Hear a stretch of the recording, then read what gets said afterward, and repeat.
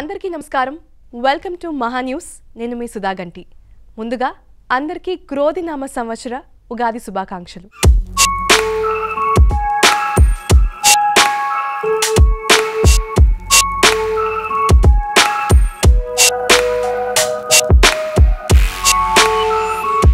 ఇవాళ జీవన చక్రాలో క్రోధినామ సంవత్సర మేషాది ద్వాదశ రాశి ఫలితాలు చూద్దాం. ఈ ద్వాదశ రాశి ఫలితాలు చెప్పడానికి మనతో పాటు గోపాలకృష్ణ శర్మ గారు ఉన్నారు. ఆయన మాటల్లోనే విందాం. నమస్కారం అండి. నమస్కారం అమ్మ. శృతి స్మృతి పురాణానాం ఆలయం కరుణాలయం నమామి భగవత్పాదం శంకరం లోకశంకరం. ప్రేక్షక మహాశయులకు నమస్కారాలు. శ్రీ క్రోధినామ సంవత్సర మేషాది ద్వాదశ రాశుల ఫలితాలు. అందులో ముందుగా మేషరాశి, సింహరాశి, ధనుస్సు రాశి వారికి ఈ సంవత్సరం చాలా బాగుగా ఉంది. సరే, ఒక్కొక్క రాశి గురించి కూడా వివరిస్తూ ఉంటాను, మీరందరూ కూడా చూడండి. ముందుగా ఈ సంవత్సరం మొట్టమొదటి రాశి మేషరాశి. మేషరాశికి క్రోధినామ సంవత్సరంలో ఎలా ఉందో చెప్పండి.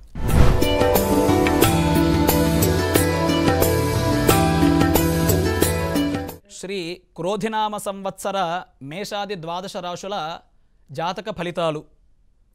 సరే, ముందుగా మేషరాశి వారికి ఆదాయం 8, వ్యయం 14, రాజ్యపూజ్యం 4, అవమానం 3.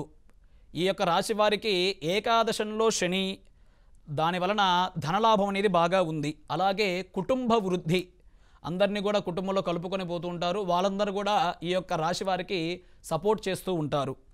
అలాగే సమస్యలకు అనుకూలమైన పరిష్కారం అనేది దొరుకుతుంది. గత కొంతకాలంగా ఏదైతే సమస్య ఉందో ఆ సమస్యకి వాళ్ళకి కావలసిన పరిష్కారం అనేది ఈ యొక్క క్రోధినామ సంవత్సరంలో వారికి ఖచ్చితంగా దొరుకుతుంది. అలాగే ద్వితీయంలో బృహస్పతి సంచారం వలన నూతన గృహ ప్రాప్తి అనేది వీరికి ఏర్పడుతుంది.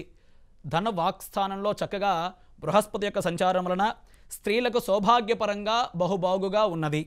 విద్యార్థులకు ఉన్నత విద్యను వాళ్ళు పఠిస్తారు. అలాగే విద్యార్థులు, ఈ యొక్క మేషరాశి యొక్క విద్యార్థులు విదేశీ గమనాన్ని చెందుతూ ఉంటారు. అంటే విదేశాలకు వెళ్ళే మంచి సమయం అన్నమాట ఈ యొక్క రాశి వారికి. వీళ్ళ అదృష్ట సంఖ్య 9. గురు, శుక్ర, శనివారాలు నియమాలు పాటించడం, అలాగే శివ దత్తాత్రేయ స్వామి ఆరాధన చేసుకోవడం వలన సమస్త శుభాలు కలుగుతాయి ఈ యొక్క మేషరాశి వారికి. క్రోధినామ సంవత్సరంలో వృషభ రాశికి ఎలా ఉందో తెలుసుకుందాం.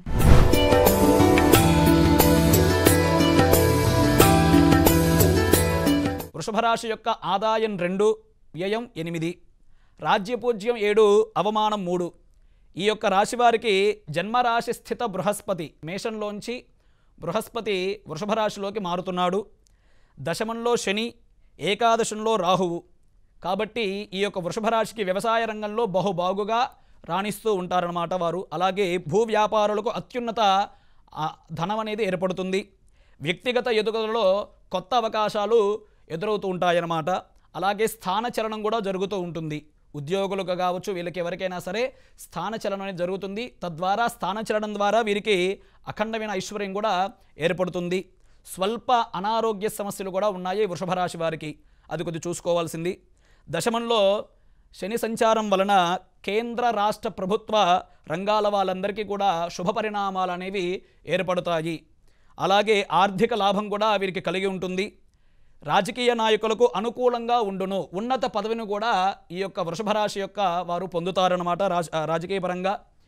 అలాగే ఈ యొక్క రాశి స్త్రీలకు వివాహం అనేది ఈ సంవత్సరం చేయడం అత్యంత శుభప్రదం అన్నమాట. బృహస్పతి యొక్క బలం అనేది బాగా ఉంది కాబట్టి మంచి పరిణామాలు కలుగుతాయి ఈ వృషభ రాశి యొక్క స్త్రీలకు. వీరి యొక్క అదృష్ట సంఖ్య 6. మంగళ, గురువారం నియమాలను పాటించడం వల్ల శుభ పరిణామాలు ఏర్పడతాయి. అలాగే దుర్గా చండీ అమ్మవారి యొక్క ఆరాధన, అలాగే దుర్గా చండీ యొక్క హవనం అనేది చేసుకోవడం ద్వారా మనోవాంఛాఫల సిద్ధి అనేది కలుగుతుందన్నమాట ఈ యొక్క వృషభ రాశికి. ఇప్పుడు క్రోధినామ సంవత్సరంలో మిథున రాశికి ఎలా ఉందో తెలుసుకుందాం.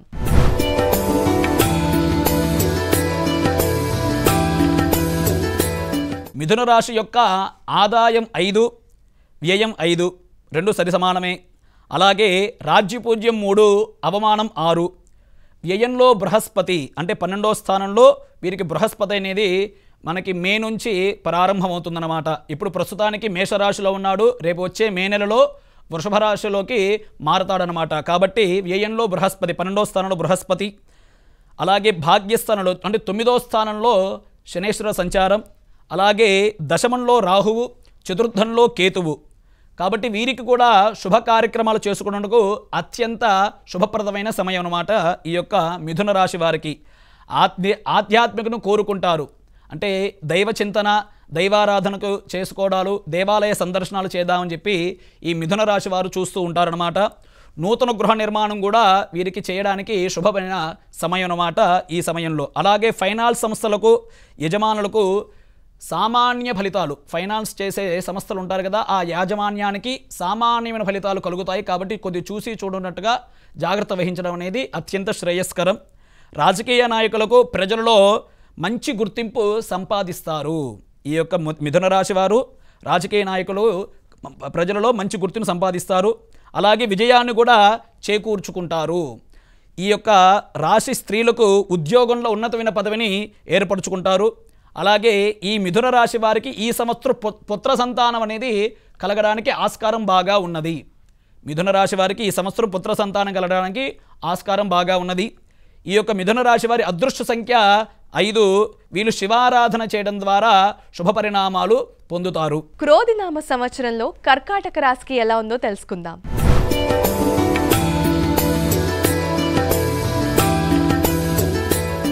ఆదాయం 14, వ్యయం 2, రాజ్యపూజ్యం 6, అవమానం 6. రాజ్యపూజ్యం, అవమానం 2 కూడా సరి సమానంగానే ఉన్నాయి. ఈ యొక్క కర్కాటక రాశి వారికి అష్టమంలో శని, భాగ్యంలో రాహువు, తృతీయంలో కేతువు ఈ గ్రహ సంచారం వలన శరీర మానసిక ఆరోగ్యత విషయాల్లో కొద్దిగా జాగ్రత్త వహించడం మంచిది. అష్టమంలో శని వలన కొద్దిగా ప్రయాణాలు చేసేటప్పుడు కొద్ది జాగ్రత్త వహించుకొని ప్రయాణం చేయడం చాలా మంచిదన్నమాట. అలాగే భార్యాభర్తలకు అనుకూలమైన సమయము. ఈ యొక్క కర్కాటక రాశి వారి యొక్క దంపతులు భార్యాభర్తలకి అనుకూలమైన సమయం అనేది ఇప్పుడు ఏర్పడుతుంది.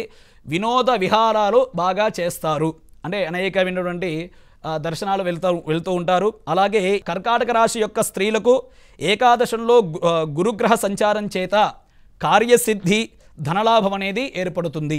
ఏకాదశంలో బృహస్పతి వలన స్త్రీలకు కార్యసిద్ధి, అలాగే ధనలాభం అనేది ఏర్పడుతుంది. ఏ కార్యమైతే తలపెట్టారో ఆ కార్యక్రమాన్ని దిగ్విజయపరుచుకుంటారు ఈ కర్కాటక రాశి యొక్క స్త్రీలు. అలాగే వీరి అదృష్ట సంఖ్య 2. అలాగే ఈ కర్కాటక రాశి వారు ప్రతిరోజు కూడా హనుమాన్ చాలీస పారాయణము, అలాగే శివారాధన, దైవాలయ సందర్శనాలు చేసుకోవడం అత్యంత శుభప్రదం. ఇప్పుడు క్రోధినామ సంవత్సరంలో శర్మ గారి మాటల్లో సింహరాశికి ఎలా ఉందో తెలుసుకుందాం.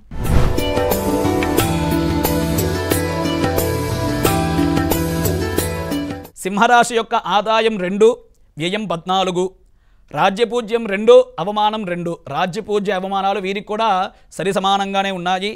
దశమంలో బృహస్పతి, సప్తమంలో శని, అష్టమంలో రాహువు. ఈ గురు గ్రహ సంచారం వలన వీరికి ఉద్యోగులకు ఉద్యోగంలో మార్పులు కలుగును. అంటే ఉద్యోగంలో ప్రమోషన్స్ అనేవి, అలాగే ఇంకొక స్థాయి నుంచి ఇంకొక స్థాయికి మారుతూ ఉంటారన్నమాట ఈ యొక్క సింహరాశి వారు. వ్యాపారంలో వ్యాపారస్తులకు మిశ్రమ ఫలితాలు అనేవి ఏర్పడుతూ ఉంటాయి. అలాగే ఈ యొక్క సింహరాశి స్త్రీలకు కొన్ని సమస్యలు ఎదుర్కొంటారు. కాబట్టి వీరు ఈ సింహరాశి యొక్క స్త్రీలు కొంచెం ఆచితూచి మాట్లాడ అవసరం అనేది ఏర్పడుతుంది. అలాగే ఈ యొక్క సింహరాశి యొక్క వారందరికీ కూడా అదృష్ట సంఖ్య 2. దుర్గా అలాగే దక్షిణామూర్తి ఆరాధన చేయడం ద్వారా వీరికి సమస్యలన్నీ కూడా తొలగిపోతాయి. అనుకూల కార్యసిద్ధి అనేది కలుగుతుందన్నమాట ఈ సింహరాశి వారికి. ఇప్పుడు క్రోధినామ సంవత్సరంలో కన్యా రాశికి ఎలా ఉందో శర్మ గారి మాటల్లోనే విని తెలుసుకుందాం.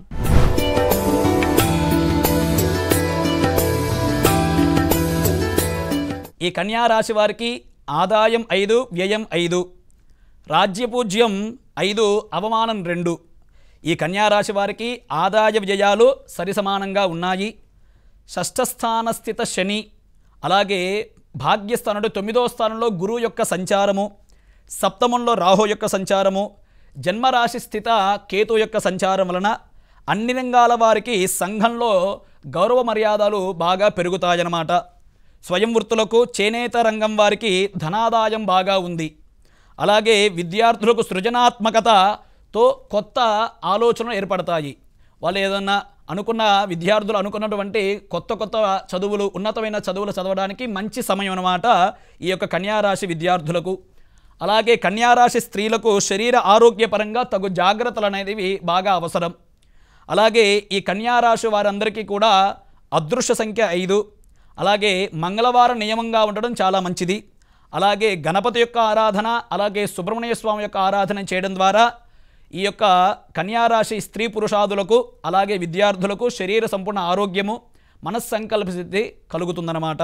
ఇప్పుడు క్రోధినామ సంవత్సరంలో తులారాశికి ఎలా ఉందో తెలుసుకుందాం.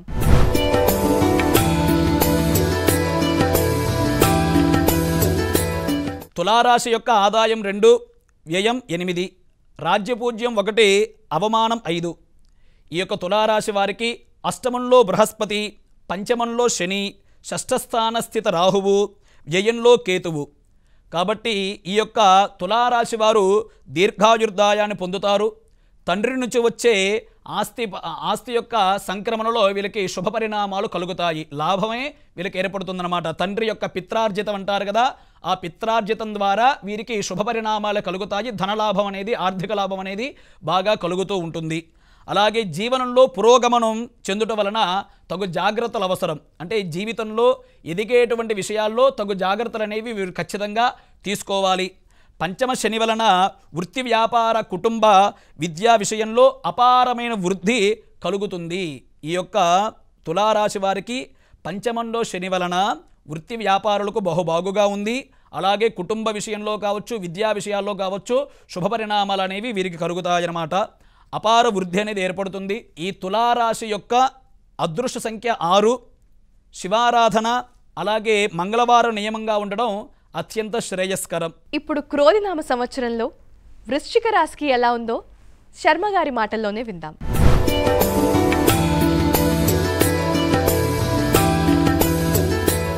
వృశ్చిక రాశి యొక్క ఆదాయం 8, వ్యయం 14, రాజ్యపూజ్యం 4, అవమానం 5. ఈ వృశ్చిక రాశి వారికి మే 1వ తారీఖు నుంచి కలత్ర స్థానంలోకి, అంటే షష్ఠ స్థానంలోంచి కలత్రం అంటే 6వ స్థానం నుంచి 7వ స్థానానికి గురువు యొక్క సంచారము, చతుర్థంలో శని అంటే అర్ధాష్టమ శని, పంచమంలో రాహువు, అలాగే ఏకాదశంలో కేతువు. దీనివలన యోగప్రదంగా ఉంది ఈ యొక్క వృశ్చిక రాశి వారికి.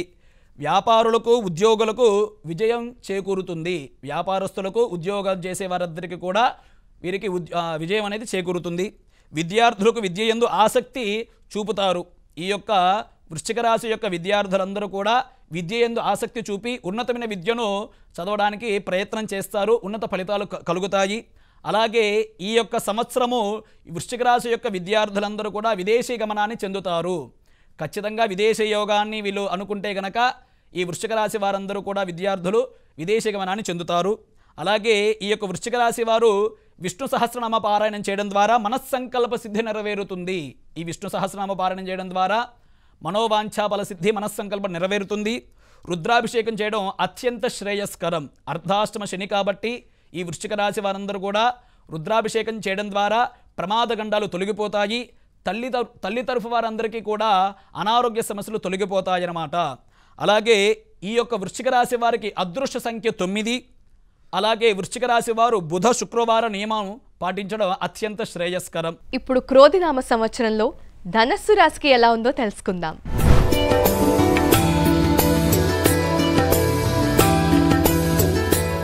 ధనుసు రాశి యొక్క ఆదాయం 11, వ్యయం 5, రాజ్యపూజ్యం 7, అవమానం 5. ఈ యొక్క ధనుసు రాశి వారికి షష్ఠస్థాన స్థిత అంటే 6వ స్థానంలో బృహస్పతి, తృతీయ అంటే 3వ స్థానంలో శని, చతుర్థం 4వ స్థానంలో రాహు యొక్క సంచారం వలన ఆరోగ్య విషయం తగు జాగ్రత్తలు అవసరం. ఈ యొక్క ధనుసు రాశి వారికి ఈ సంవత్సరము సంతాన ఫలితం అనేది, సంతాన యోగం అనేది కలుగుతుంది. పుత్ర సంతానం కూడా కలిగే ఈ యొక్క వీరికి ఉందన్నమాట. అలాగే ధైర్య సాహసాలతో ఈ యొక్క ధనుసు రాశి వారు ధనలాభాన్ని పొందుతారు. అలాగే క్రీడాకారులకు శుభ పరిణామాలు ఏర్పడతాయి. ఈ క్రీడారంగంలో ఉండేటువంటి ధనుసు రాశి యొక్క జాతకులందరూ కూడా శుభ పరిణామాలు పొందుతారు. శాస్త్ర సాంకేతిక వృత్తి వారికి అనుకూల సమయము. ప్రస్తుతానికి ఇప్పుడు ఈ సంవత్సరము క్రోధినామ సంవత్సరం అంతా కూడా ఈ యొక్క ధనుసు రాశి వారికి శాస్త్ర సాంకేతిక ఈ వృత్తిలో ఉండేటి వారికి అనుకూల సమయం అన్నమాట ఇది. రాజకీయ నాయకులు మంచి ప్రశంసలు ప్రజల ద్వారా పొందుతారు. ఈ యొక్క ధనుస్సు రాశి వారు అదృష్ట సంఖ్య వీరికి 3. అలాగే గణపతి ఆరాధన, దుర్గాదేవి ఆరాధన చేయడం అత్యంత శుభప్రదం. ఈ యొక్క ధనుస్సు రాశి వారు ఆదివారము, బుధవారము, శుక్రవారాలు నియమం పాటించడం అత్యంత శుభప్రదం అన్నమాట. ఇప్పుడు క్రోధినామ సంవత్సరంలో మకర రాశికి ఎలా ఉందో గోపాలకృష్ణ శర్మ గారి మాటల్లో విందాం.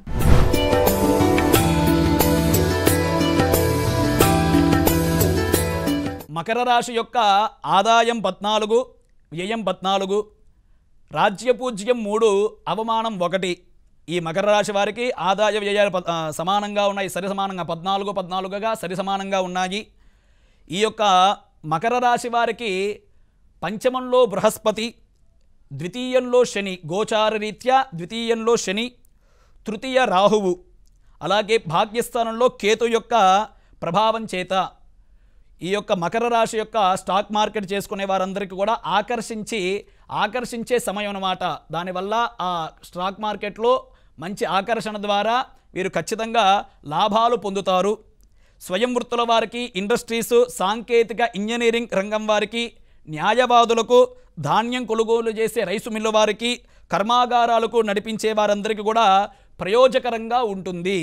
ఎవరెవరికంటే స్వయం వృత్తుల వారికి, ఇండస్ట్రీస్ వారికి, సాంకేతిక ఇంజనీరింగ్ వారికి, న్యాయవాదులకు, అలాగే ధాన్యం కొనుగోలు చేసే రైసు మిల్లు వారికి, కర్మాగారాలు నడిపించే వారందరికీ కూడా ప్రయోజకరంగా ఉంటుంది. అలాగే ఈ యొక్క ప్రస్తుతానికి ఈ మకర రాశి వారు ఆరోగ్య విషయంలో తగు జాగ్రత్తలు అనేది తీసుకోవాలి. వీరు ప్రతి సోమవారం కూడా శివారాధన, శివాభిషేకం చేసుకోవట, అలాగే సోమవారం నియమం పాటించుట, శనివారం నియమం పాటించుట, ప్రతి శనివారం కావచ్చు, ప్రతి సోమవారం కావచ్చు వీరు శివారాధన చేయడం అత్యంత శ్రేయస్కరం. వీరి యొక్క అదృష్ట సంఖ్య 8. వీరు కుజ, అలాగే నరసింహస్వామి రుణ విమోచన స్తోత్రం పఠించడం ద్వారా ఆర్థికంలో ఎలాంటి సమస్యలుంటే సమస్యలను కూడా తొలగిపోతాయి, రుణాలుంటే రుణాలు కూడా తొలగిపోతాయి.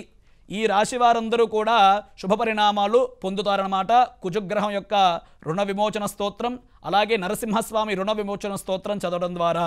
ఇప్పుడు క్రోధినామ సంవత్సరంలో కుంభరాశికి ఎలా ఉందో తెలుసుకుందాం.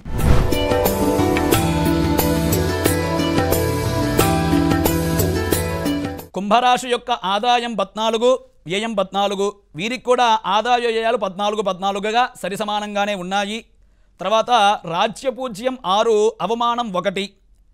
ఈ యొక్క కుంభరాశి వారికి జన్మరాశి స్థిత, గోచారరీత్యా జన్మరాశి స్థిత శని యొక్క సంచారము, ద్వితీయంలో రాహు యొక్క సంచారము ఇది జరుగుతుంది. అష్టమంలో కేతువు, అలాగే చతుర్థంలో అంటే అర్ధాష్టమంలో బృహస్పతి యొక్క సంచారం అనేది జరుగుతుంది. కానీ ఈ యొక్క కుంభరాశి వారికి ఏనాడు శని ప్రభావం చేత అనుకూలమైనటువంటి కార్యక్రమాల్లో కొద్ది స్తబ్దత అనేది ఏర్పడుతుంది. మానసికంగా కొద్దిగా కృంగిపోతూ ఉంటారు. కాబట్టి ఆ మానసికంగా కుంగిపోకుండా ధైర్యాన్ని తెచ్చుకుంటూ ఉండాలి. కఠోర శ్రమ వలనే వీరికి శుభ పరిణామాలు కలుగుతాయి. ఎంతో ప్రయత్నం చేస్తే కానీ ఉద్యోగరీత్యా కావచ్చు, వ్యాపారరీత్యా కావచ్చు, ఇతరత్ర రంగాల వారు ఎవరైనా సరే ఎంతో ప్రయత్నం చేస్తే కానీ ధనలాభం అనేది ఏర్పడుతుంది. ఆరోగ్య విషయం తగు జాగ్రత్తలు అవసరం.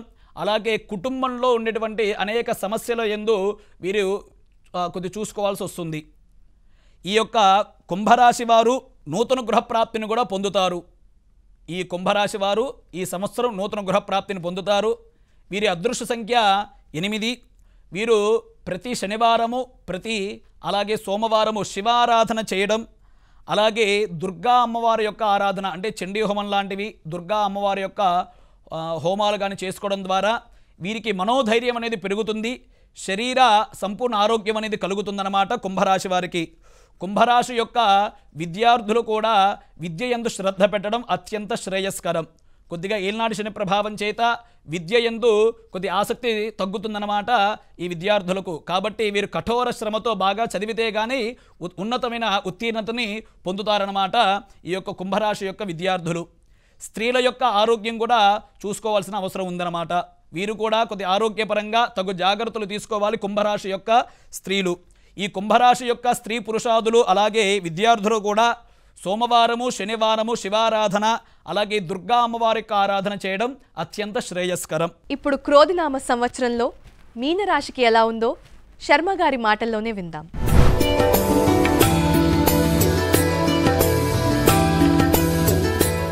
మీనరాశి వారికి ఆదాయం 11, వ్యయం 5, రాజ్యపూజ్యం 2, అవమానం 4. ఈ రాశి వారికి వ్యయంలో శని అంటే గోచార రీత్యా 12వ స్థానంలో శని యొక్క సంచారము. అలాగే మీనరాశి వారికి తృతీయంలో బృహస్పతి అంటే 3వ స్థానంలో బృహస్పతి మే 1వ తారీఖు నుంచి మారుతున్నాడు కాబట్టి ఆ యొక్క బృహస్పతి యొక్క బలం అనేది కొద్దిగా తగ్గిపోతూ ఉంటుంది. జన్మరాశి స్థిత రాహువు ఎప్పుడు కూడా మనోవిచారం అనేది ఏర్పడుతూ ఉంటుంది కాబట్టి కొంత మనోధైర్యాన్ని తెచ్చుకోవాలి ఈ యొక్క మీనరాశి వారు. కొన్ని సమస్యలు అనేవి ఎదుర్కొంటుంటారు ఈ మీనరాశి వారు. అలాగే వీళ్ళకి స్వల్పమైన ధన నష్టం అనేది కలుగుతుంది కాబట్టి ఆర్థికంగా ధనపరంగా తగు జాగ్రత్తలు అనేవి చాలా అవసరము. అలాగే వైద్య ఔషధ తయారీ సంస్థల వారు చక్కగా శుభ పరిణామాలు పొందుతారన్నమాట. వీరికి వైద్యపరంగా ఉండేవారు కావచ్చు, ఔషధ తయారీ సంస్థల వీరందరికీ కూడా విశేషమైన ఫలితాలు కలుగుతాయన్నమాట. ఈ మీనరాశి వారు కూడా ఆరోగ్యపరంగా తగు జాగ్రత్తలు తీసుకోవాలి. అలాగే ప్రతినిత్యము కూడా ఈ మీనరాశి వారు ఆంజనేయ స్వామి యొక్క ఆరాధన అలాగే దుర్గా అమ్మవారి యొక్క ఆరాధన చేసుకోవాలన్నమాట. అంటే దుర్గా అమ్మవారి యొక్క స్తోత్రాలు కావచ్చు, ఆంజనేయ స్వామి స్తోత్రాలు, హనుమాన్ చాలీస కావచ్చు, ఇలాంటివి సుందరాకాండ కావచ్చు, ఇలాంటివి చేసుకోవడం ద్వారా మనోధైర్యము, శరీర సంపూర్ణ దేహారోగ్యము అలాగే నష్టద్రవ్యం అనేది తొలగిపోయి చక్కగా ధనలాభం అనేది కలుగుతుందన్నమాట ఈ మీనరాశి వారికి. ఈ మీనరాశి వారికి అదృష్ట సంఖ్య 3. ఈ మీనరాశి వారు సోమవారము శుక్రవారం నియమంగా పాటిస్తూ ఉండాలన్నమాట.